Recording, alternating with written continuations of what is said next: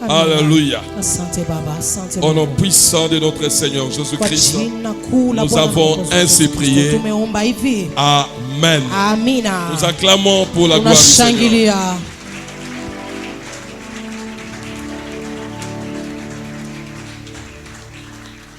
Amen, amen. Amen. Je vous bénis au nom du Seigneur Jésus-Christ. Ils sont heureux tous ceux qui s'approchent de la table du Seigneur pour manger de son corps et boire de son sang. Ça nous donne une nouvelle énergie spirituelle et ça nous permet d'évoluer, de prendre la vitesse dans notre marche. Merci pasteur Patient. Merci Maman Jolie. Merci de nous avoir invités pour que nous soyons une bénédiction pour sa peuple. Merci au groupe de tous les serviteurs qui travaillent autour de vous. Merci à tous ceux qui ont suivi l'enseignement sur la Pâque depuis le mercredi jusqu'au vendredi. Merci aussi à ceux qui ne sont venus qu'aujourd'hui. Et je crois que vous qui n'êtes venus qu'aujourd'hui, vous ne manquerez pas votre part de la main.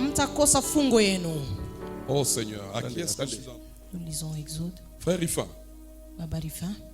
tu t'appelles Matabishi. Dieu t'a dans un programme de 3 jours de prière.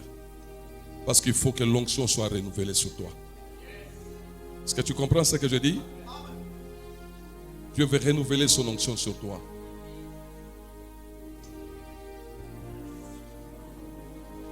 Faites-nous la lecture, pasteur. Nous lisons Exode chapitre 3 à partir du verset 7 au nom de Jésus. L'Éternel dit: j'ai vu la souffrance de mon peuple qui est en Égypte et j'ai entendu le cri que lui font pousser ses oppresseurs car je connais ses douleurs. Verset 8. Je suis descendu pour le délivrer de la main des Égyptiens et pour le faire monter de ce pays dans un bon et vaste pays, dans un pays où coule le lait et le miel, dans les lieux qu'habitent les Cananéens, les Essiens, les Amoréens, les Phérésiens, les Éviens et les Jébusiens. Voici les cris.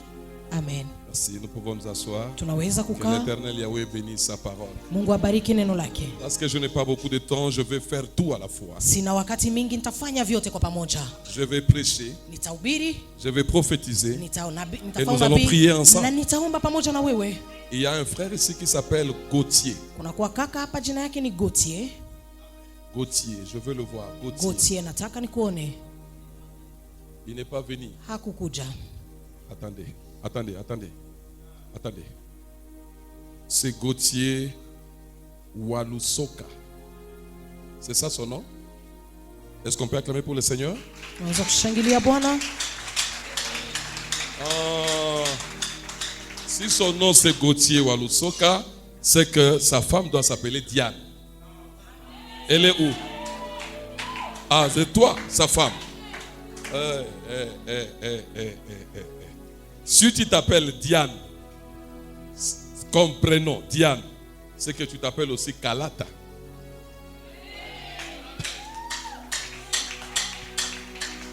Alléluia. Ça, c'est vraiment la Pâque pour votre famille. Parce que Dieu veut vous donner une percée financière vertigineuse. Est-ce que je me fais comprendre? Je parle de percée financière que Dieu veut vous donner. Ça, c'est la bonne nouvelle de Pécha.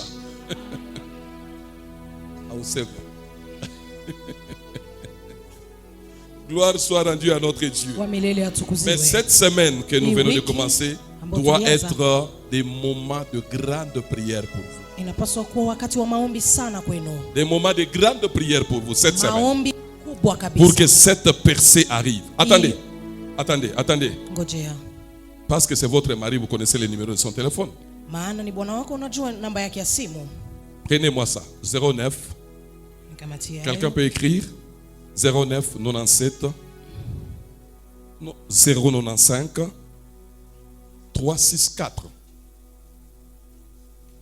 Vérifiez-moi ces numéros. Vérifiez-moi ces numéros. Je parle de Gauthier.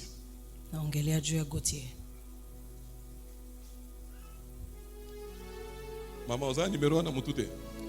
Hauna namba ya mume wako? Ni hayo. Anaitika, anasema ni hayo. Hein? Ni yake. Il n'est pas venu pourquoi? Hakuja kwa nini? Hein? Ah! Mukoloko la boye mutaboye l'église va se. Vous voyez, Dieu est merveilleux. Mungu ni wa ajabu. Dieu laisse les gens qui sont présents, il va chercher un absent. Mungu anaacha watu ambao wanakuwa hapa ndio tafuta mwenye haiko. Non, il fallait qu'il soit là. Parce qu'il fallait que je prie pour vous. Il fallait qu'il soit là. Ne manquez jamais dans des programmes de culte. Vous ne savez jamais quand est-ce que Dieu peut vous visiter. Que la Pâque soit effective en Israël. Il a fallu que Dieu conjugue 4 verbes. Verbe voir. Verbe entendre. Verbe descendre et verbe délivrer. Est-ce que nous sommes ensemble? Pour que Israël sorte de l'Égypte, qu'il sorte de la domination égyptienne. Oh mon Dieu, qu'est-ce qui se passe? Dieu va rencontrer Moshe au buisson ardent. Il lui dit quelque chose d'important. Il dit, j'ai vu la souffrance de mon peuple. Dans la Pâque, il y a l'œil de l'Éternel. L'œil de l'Éternel. Dieu n'a jamais été aveugle. Mais lorsqu'il se décide de voir quelqu'un, quelque chose doit se passer. Lorsqu'il voit quelqu'un, la personne doit aussi voir quelque chose. J'ai vu dans la Bible, dans Jean chapitre 9, il y avait un aveugle de naissance. Il n'a jamais vu la lumière du soleil. Il n'a jamais goûté à la douceur de la lumière. Mais la Bible nous dit dans Jean 9:1, Jésus vit en passant. Il passait. Il n'allait pas lui rendre visite. Il n'allait pas visiter cet homme. Mais il passait. Parce qu'il a vu. Les messieurs devaient aussi voir. Je vais dire à quelqu'un qui n'a jamais rien vu dans sa vie chrétienne. Tu n'as jamais vu la main de Dieu opérer dans ta vie. Tu n'as jamais vu la puissance de Dieu opérer dans ta vie. Laisse que ce matin, que l'Éternel Yahweh te voie. Laisse que ce matin, que l'Éternel Yahweh te voie. Qu'il voie ta souffrance. Qu'il voie tes problèmes. Qu'il voie tes pleurs. Qu'il voie ton humiliation. Les hommes t'ont vu. Ils t'ont dédaigné. Ils t'ont méprisé. Mais il y a quelqu'un qui nous voit d'en haut. Lorsqu'il nous voit, les choses changent. Alors aujourd'hui, les jours de pêche, les jours de pêche, Dieu te voit. Alléluia. Dieu fait quoi? Il te voit. Mais qu'est-ce qui se passe, apôtre? Ce que Israël est en train de vivre, c'est ce que Léa, la femme de Jacob, avait vécu. Vous savez, Jacob a travaillé pendant 7 ans pour épouser Rachel. Mais qu'est-ce qui va arriver après? Son beau-père Laban va lui donner Léa, la grande sœur de Rachel. Mais parce que cela est arrivé, on a dit à Jacob de travailler encore pendant 7 nouvelles années pour qu'on lui donne Rachel. La grande et la petite sœur se sont retrouvées rivales. Elles se disputaient maintenant l'amour de l'époux. Mais dans ce combat, Léa était presque disqualifiée. Rachel était belle de figure et de taille. Parce qu'il y a ces deux beautés-là, de figure et de taille. Mais la Bible, quand elle nous parle de Léa, Léa avait des yeux délicats. Là, on nous parle beaucoup plus du défaut. Mais par rapport à Rachel, on nous parle de la qualité. Celle qui avait un défaut, celle qui va entrer au mariage les premiers. Donc elle n'a pas mérité ce mariage. C'était la grâce qui l'a amené dans ce mariage. Mais après, Jacob a continué à aimer Rachel. Quand Léa a eu son premier fils, qu'est-ce que Léa a dit? Ses premiers fils, je l'appellerai Ruben, parce que l'Éternel a vu mon humiliation. Il m'a donné celui-ci. Ruben, c'est l'œil de l'Éternel. C'est l'œil de l'Éternel. L'Éternel a vu. Mais il a fallu que Dieu voie Léa pour que les choses changent. Et aujourd'hui, il faut que Dieu te voie. Il faut que Dieu te voie. Et si Dieu te voit, tu auras droit à ton ruban. J'attends quelqu'un dire ruban. Si Dieu te voit, tu auras droit à ton ruban. Vous savez, la Bible nous dit les fils sont un héritage de l'Éternel. Un fils, c'est un héritage. Avoir ton ruban, c'est avoir ton héritage. Alléluia. Deuxième verbe.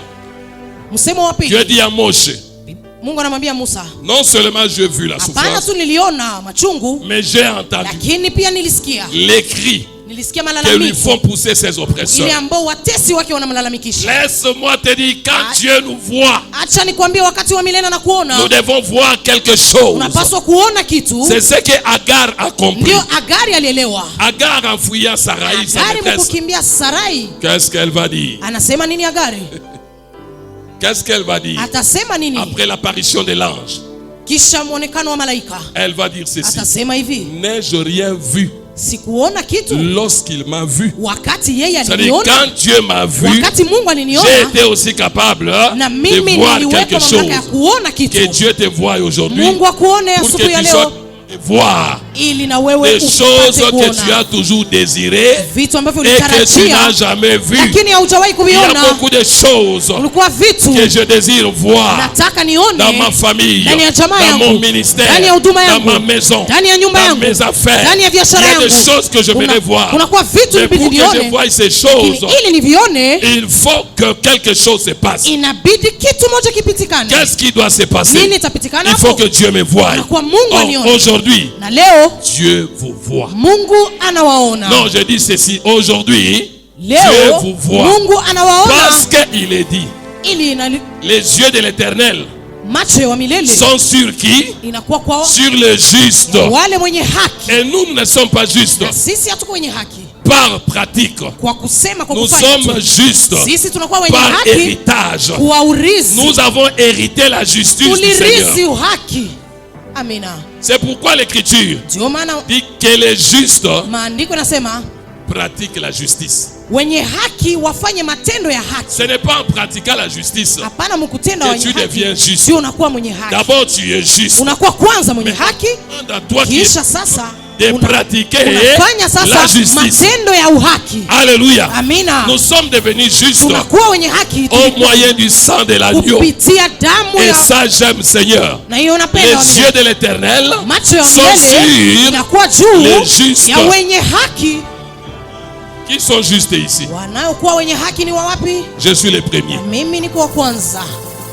Qui sont justes ici? Parce que tu es juste. Les yeux de l'Éternel sont sur toi. Et les choses ne s'arrêtent pas. Et ses oreilles sont attentives à leur prière. J'ai entendu les cris que lui font pousser ses oppresseurs. Mais les cris que lui font pousser ses oppresseurs, ça c'est qui?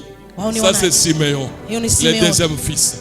Quand Léa va enfanter Siméon, elle va dire, l'Éternel a entendu que je ne t'ai pas aimé et m'a donné celui-ci. Est-ce que nous sommes ensemble?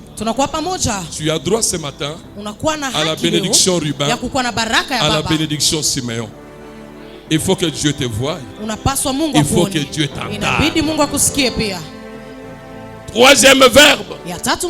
Dieu dit, je suis descendu. Quand Dieu voit, quand Dieu attend, il doit faire quelque chose. Dieu bouge. Il dit, je descends. Donc jusque là, je n'étais pas avec vous. J'étais un peu éloigné de vous. Mais maintenant, je vais réduire la distance qui me séparait de vous. Je vais me rapprocher de vous. Voilà pourquoi je descends. Oui, c'est ce que nous voyons encore avec Léa. Elle enfante le troisième fils. Elle dit, cette fois-ci, mon mari s'attachera à moi. Comme il est dit, l'homme quittera son père et sa mère et s'attachera à sa femme. Il s'attachera. Le Seigneur descend pour s'attacher à son peuple et faire quelque chose pour son peuple. Oh, j'aime. Quand Ruben est là, quand Siméon est là, surtout quand Lévi entre en action, Juda, qu'il le veuille ou pas, il viendra. Le quatrième fils c'est Juda. Juda veut dire la louange. C'est-à-dire pour que tu loues vraiment Dieu dans ta vie, Ruben doit être là. Hein? Siméon doit être là. Quand Lévi arrive, Judas doit intervenir. Là, c'est la louange qui entre dans votre vie. Vous commencez à louer le Seigneur pour ses offres, pour sa puissance. Alléluia. J'ai vu, j'ai entendu, je suis descendu. Mais pourquoi, Seigneur? Parce que lorsqu'il y a ces trois verbes, le quatrième verbe arrive. Il dit, je suis descendu pour délivrer. Le psalmiste dit, quand je m'écris, loué soit l'Éternel, je suis délivré de mes ennemis. Ça c'est Judas. Qui a besoin de Judas dans sa vie? La bénédiction Judas. Oh, je vois le frère là ne comprend rien de tout ce que je vois la sœur là, surtout la sœur là. Elle est en train de penser au morceau de viande qu'elle a laissé dans la casserole. Oh, je n'ai pas mis ça dans moi. Non, écoute. Bosana misunia nani? Ya nyamananda ko bosana madesu. Ici, chacun de nous doit rentrer avec ses verbes. Que Dieu conjugue ses verbes dans ta vie. Alléluia. Et que toi aussi tu sois capable de conjuguer ses verbes. Dieu m'a vu. Dieu m'a entendu. Dieu s'est approché de moi. Voilà pourquoi je peux aujourd'hui louer. Or, Judas vient justement le jour de la Pâque. Israël sort de l'Égypte pendant le temps de pêche en louant l'Éternel, les mains levées, en louant le grand Dieu. Mais pour que ces verbes soient conjugués, effectivement, il faut qu'il y ait la présence de l'agneau. Quand l'agneau est absent, cela veut dire la chose la plus essentielle de la fête manque. Dieu dit à Abraham, vite, au mont Morija, offre-moi ton fils. Après 3 jours de marche, en train de marcher, arrivé au pied de la montagne, il laisse là les serviteurs. Il prend le fils. Le fils transporte le bois. Mais le fils constate qu'il y a quelque chose qui manque.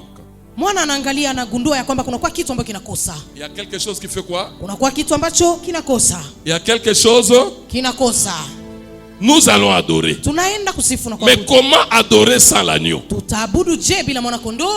Comment le servir sans l'agneau? Comment le louer sans la présence de l'agneau? Mon Père, c'est pas que je vais t'enseigner quelque chose.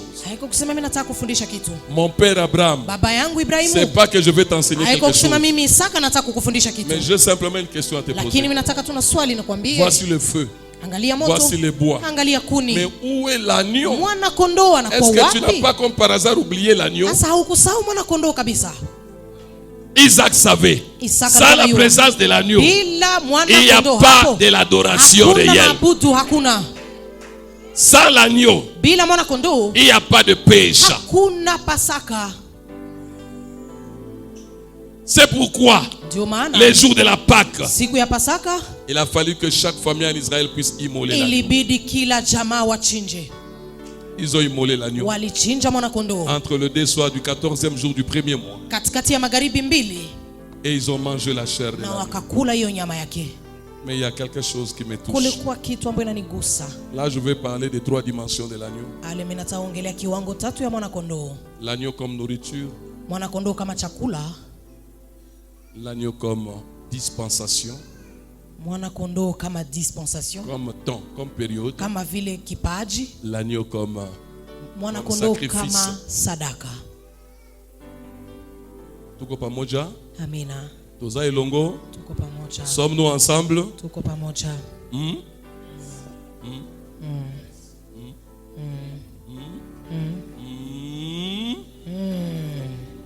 Alléluia. Amen. Que le nom de l'Éternel Yahweh soit béni. Que le nom de l'Éternel Yahweh soit béni. Que le nom de l'Éternel Yahweh soit béni. L'agneau nourriture. Oui, Dieu dit aux enfants d'Israël, vous allez immoler l'agneau le désoir. Mais vous ferez une chose spéciale. Son sang sera appliqué sur les linteaux des portes et sur les poteaux. Mais sa chair sera consommée à l'intérieur de la maison. Mais qu'est-ce que Dieu est en train de faire? Dieu prend ce qui était caché à l'intérieur, il l'amène dehors. Ce qui était dehors, Dieu l'amène dedans. Apôtre, qu'est-ce que tu veux nous dire? Je vais te dire que le sang est caché dans la chair. Comme nous sommes là, vous avez du sang, n'est-ce pas? Mais est-ce que c'est visible? Mais on voit plutôt la chair, n'est-ce pas? Le sang était quelque chose, puis le feu. Les chefs ou les pères de la famille, il prend le feu, il allume. Après, il prend la chair. La chair entre en contact avec le feu. La chair change de forme. Alléluia. Parce que quand la chair entre en contact avec le feu, il y a quelque chose qui se passe. Est-ce que quelqu'un a compris? C'est ça la Pâque. L'agneau comme nourriture. Et cette nourriture se mange dans la maison. Vous êtes dans l'église, l'église c'est la maison de Dieu. Est-ce que je me fais comprendre? Mais il faut de temps en temps être dans la maison pour manger la chair de l'agneau. La chair de l'agneau rôtie au feu ne se mange pas que le dimanche. Cette chair se mange chaque jour du culte. Si nous avons culte mercredi, la chair de l'agneau est là. Et j'aime quand la chair entre en contact avec le feu. Qu'est-ce qui trahit les habitants de la maison? Qu'est-ce qui trahit les habitants de la maison? La fumée qui sort. La fumée, lorsqu'elle sort, elle amène avec elle l'odeur de la chair rôtie au feu. Est-ce que dans cette église, tu sens l'odeur de la fumée? Tu sens l'odeur de la chair rôtie au feu? Si tu as senti cette odeur, alors reste là. Je dis reste là. J'insiste, reste là.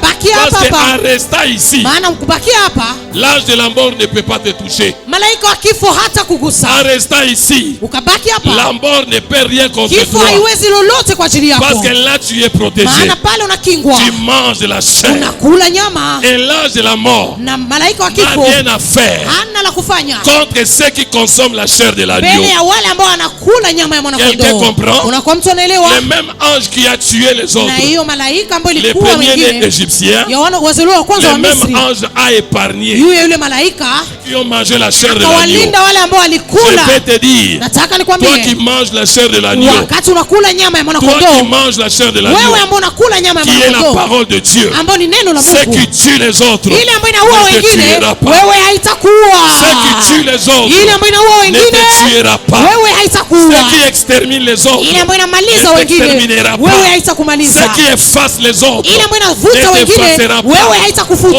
Oh, cela me fait penser inaniletea mawazo à Noah.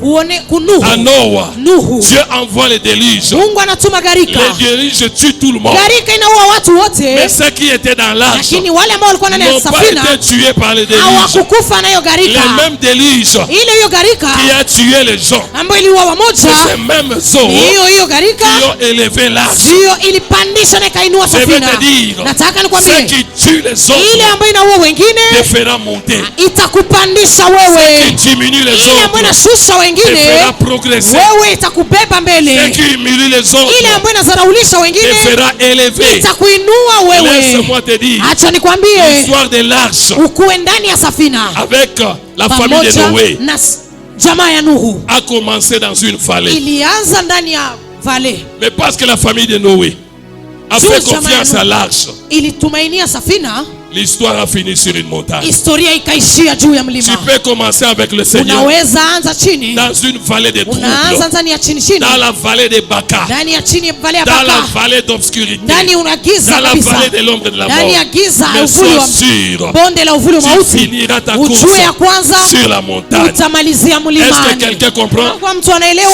Sur la sommité, tu finiras ta course utaishia mbio yako sur la sommité. juu ya mlima. Alléluia. Amina. Est-ce que quelqu'un a compris? Mtu anaelewa? Est-ce que quelqu'un a entendu? Mtu anaelewa? Est-ce que quelqu'un a Unakuwa saisi? mtu ambaye Et anaelewa. dans l'arche, Kukuwa ndani ils avaient une nourriture spéciale. ndani ya safina walikuwa na chakula ya Une tofauti. nourriture que Noé Hii avait chakula ambayo réservée. Nuhu aliwekwa Noé pembeni. a fait des provisions. Nuhu alikuwa na Et les navires, l'arche, safina, voilà. l'arche Safina de Noé ya Noa de l'extérieur kwa nje était vue comme une arche. ilikuwa inaonekana kama vile Mais de safina tu, l'intérieur, lakini kwa ndani c'était une maison. ilikuwa nyumba. Alléluia. Amina. Laisse-moi te dire, Acha nikwambie, reste dans l'arche. baki ndani ya safina, Demeure dans l'arche. baki na udumu ndani ya safina, L'arche du salut. safina Qui ya est wokovu. notre Seigneur Jésus-Christ. Yeye ni Yesu Kristo wetu. Reste dans l'arche. Baki ndani ya safina, Mange la nourriture de l'arche. kula chakula ya safina. Amina. Amina. Amen, amen. Amina. Vraiment, vraiment, amen. Vraiment, vraiment. Ton amen, c'est le vraiment amen. Amen. Alléluia. Vous me Amina. faites penser aux amis de Lubumbashi Anza maintenant. niwazisha wale wa Lubumbashi. Vous commencez à vous approcher petit à petit. Unaanza wasogelea pole pole. Oh, ils savent dire amen. Hao wanajua kusema Oh, amina. surtout à Kolwezi, ils savent vraiment dire Kolwezi amen. wanajua lalamika amina. Quand je pense au Nigeria, là, ils se lèvent même, ils soulèvent des Fika chaises. Nigeria wanasimama na wanainua viti. Mais qu'est-ce qu'il faut dire d'Mbujimai? Mbujimai tutasema nini? Là, ils peuvent quitter leur place et venir vous Wao entourer wanaweza quand vous toka parlez. nafasi yao wanazunguka fasi yote. Mais là, je suis à Goma, Hapa niko Goma au sasa. centre évangélique Shiloh. Hapa kwa Shilo. Et comment vous dites amen? Wale wanasema amen. Alléluia. Amina. Alléluia. Amina. Mais c'est merveilleux. Inakuwa ya ajabu. L'agneau, c'est une nourriture qui nous sauve. Mwana kondoo inakuwa kitu ambayo inakuwa chakula ambayo Nous inatuokoa. venons de passer à la table du Seigneur. Tunatoka kula meza ya Bwana Et le mets de cette table, na hiyo chakula hiyo meza c'est la chair de l'agneau. inakuwa mwili C'est wa le mwana sang de kondoo, l'agneau. ni damu ya mwana kondoo. Ça, c'est le régime des rachetés. Hiyo sasa inakuwa chakula ya Ça, c'est le waliookolewa. régime alimentaire des Chakula rachetés. ya waliookolewa. Alléluia. Amina. Deuxièmement, Ya pili, l'agneau dispensation. mwana kondoo kama vile kipaji, zawadi. Temps. C'est Zawadi. comme une période. Agneau, période. Dieu dit l'agneau doit être mâle. Deuxièmement, il doit être sans défaut. Troisièmement, âgé d'1 an. Est-ce que Jésus-Christ était vraiment l'agneau? Hein? Nous avons vérifié cela avec les amis qui étaient avec nous. N'est-ce pas? Mais on peut vérifier aujourd'hui autrement. Est-ce qu'il a rempli les 3 conditions? Est-ce que Jésus-Christ était-il un mâle? Vous savez, Dieu n'a pas de sexe, c'est pas certain esprit. Mais lorsqu'il nous enseigne comment prier, il dit, dites notre Père.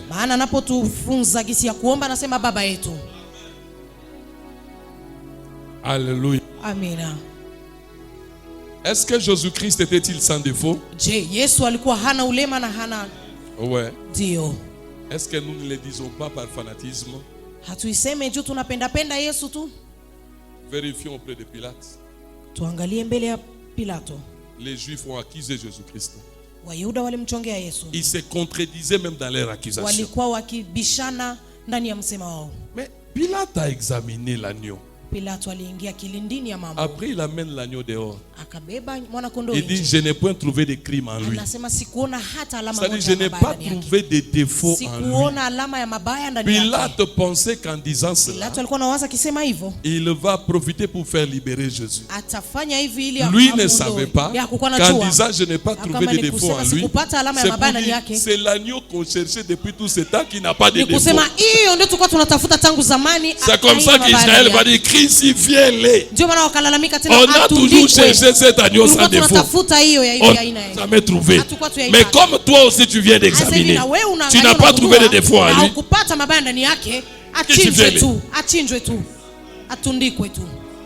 Alléluia.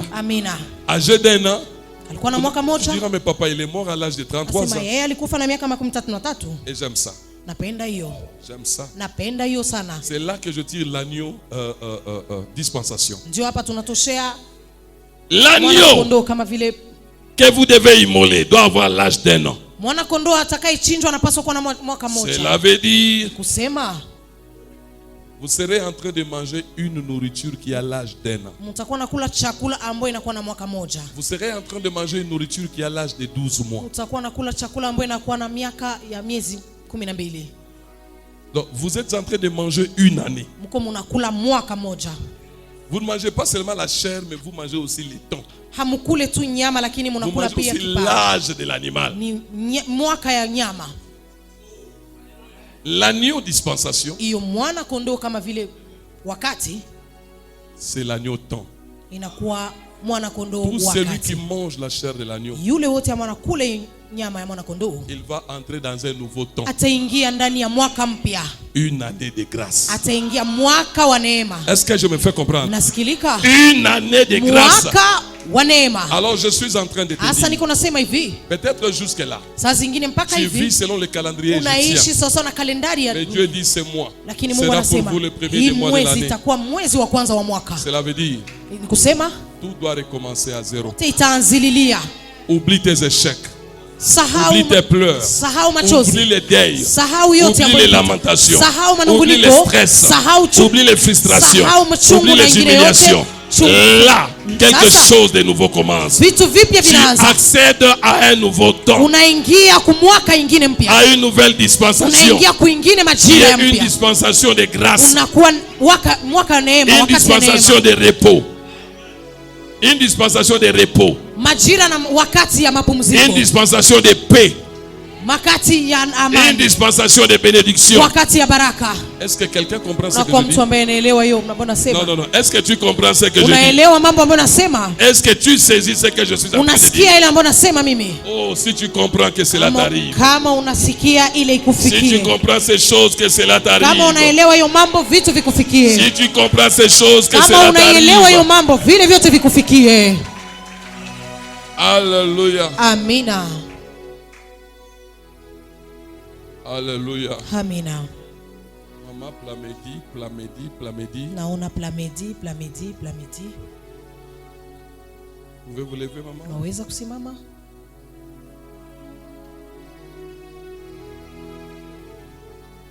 Parce que tu t'appelles Plamedi. Gisi tunaitwa Plamedi. Ton mari s'appelle Daniel. Mume wako jina lake Danieli. Il est où? Anakuwa wapi? Il peut se lever? Unaweza simama?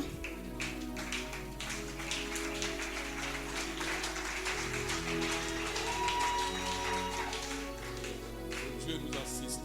Mungu atutembelee. Que Dieu nous soutienne. Mungu atusupport. Que Dieu nous fortifie. Mungu atutie nguvu. Nous devons prier pour cette maman. Paswa kuombea yule Il y a mwanamke. un esprit qui la tourmente. Kuna kwa roho sumbua. L'esprit de la mort infantile. Roho ya kufa mbele ya wakati. Ya kuua watoto. Amina. Un esprit de mort, un esprit d'avortement très fort. Ya kutoa mimba, ya kufa, ya kuua watoto. Nous allons prier pour elle. Tutamwombea. Je ne sais pas combien de temps elle a passé au mariage. Je ne connais pas son expérience dans le mariage. Mais c'est ce que l'esprit est en train de révéler. Est-ce que chacun de nous peut orienter sa main droite vers notre soeur et chasser l'esprit de mort? Cet esprit qui vient pour tuer les enfants dans sa vie. Prions au nom du Seigneur Jésus-Christ. Tunakemea hiyo pepo kwa jina la Yesu Kristo wa Nazareti aliye hai. Hata wa watoto wake ataishi kwa jina la Yesu Kristo, kwa jina la Yesu Kristo. Tunakemea, tunasimamia, tunakanyaga chini ya miguu yetu kwa mamlaka ambayo Mungu alitupatia, kwa kukemea, kwa kuweka kando, kwa jina la Yesu Kristo wa Nazareti. Tunasema, tunakiri ya kwamba hata wa watoto wake kwa jina la Yesu ataishi yeye na jamaa yake, na watatumikia Mungu kwa jina la Yesu Kristo wa Nazareti aliye hai. Paza sauti yako ukimwomba Mungu. Paza sauti yako ukikiri maneno kwa jina la Yesu aliye hai.